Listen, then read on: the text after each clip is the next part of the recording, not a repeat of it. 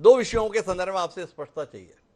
इतिहास के पन्नों में आता है कि जब गुरुजी के दौर में संघ था, तब तिरंगे के संदर्भ में संघ इसे स्वीकारता नहीं था। उसके कारण थे, गोलवलकर जी के उस पर स्पष्ट विचार थे।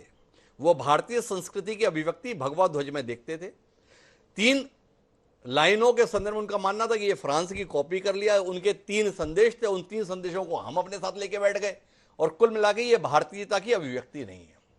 पर वक्त बदला, अब संघ बोलता है कि तिरंगे का तो हमारे मन में बहुत सम्मान है। तो अब अपने भगवा के संदर्भ में वातावरण बनाने के स्थान पर तिरंगे के वातावरण के साथ सम हो गए, ऐसी क्या मजबूरी आन पड़ी? ये एक सवाल आपसे जानना है।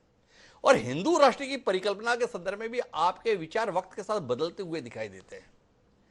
संघ को देखा गया इस देश की बहुसंख्यक आबादी के संरक्षक के तौर पर, हितैषी के तौर पर गुरुजी के दौर में जो विचार हिंदुओं के संदर्भ में आते थे और आज भागवत जी के जो विचार हम सुनते हैं, उनमें बहुत बड़ा अंतर दिखाई देता है। क्या हालात के आगे विचार समझौता कर गया प्रशांत जी? ये बात जहन में आती है।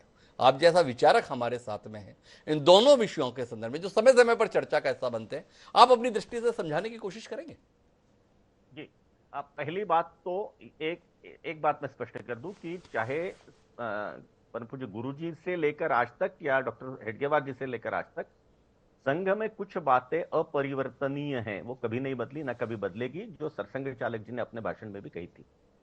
संघ मानता है ये हिंदू राष्ट्र है और डंके की चोट पे कहता है ये हिंदू राष्ट्र है, लेकिन किसी राष्ट्र को बार बार कहना, उसको अलग से नामकरण करने की आवश्यकता नहीं, हिंदू राष्ट्र है। दूसरी बात, स्वतंत्रता के बाद भले ही हमें खंडित स्वतंत्रता मिली हो, लेकिन स्वतंत्रता के बाद संघ संविधान को मानता है और संविधान को मानने के कारण संविधान के अंतर्गत आने वाला राष्ट्रध्वज है, हमारा राष्ट्रध्वज है, भारत का राष्ट्रध्वज है, यह संघ की पहले से मान्यता रही है। तीसरी बात, संघ भगवा ध्वज को आज भी मानता है, भगवा ध्वज हमारा गुरु है। गुरु यहां एक बात है, भारत का राष्ट्रध्वज ये एक बात है। राष्ट्रध्वज के नाते संघ तिरंगे का सम्मान पहले दिन से करता आया है। विषय आता था कि संघ अपने कार्यालय में क्यों नहीं फहराता था, तो हमें राष्ट्रध्वज की जो नियम कानून थे वो हमें समझना पड़ेगा। उसके ऊपर काफी इसके पहले चर्चा हो चुकी है, उसमें मैं नहीं जाता। नहीं नहीं, लेकिन मैं संघ प्रशांत जी माफी के साथ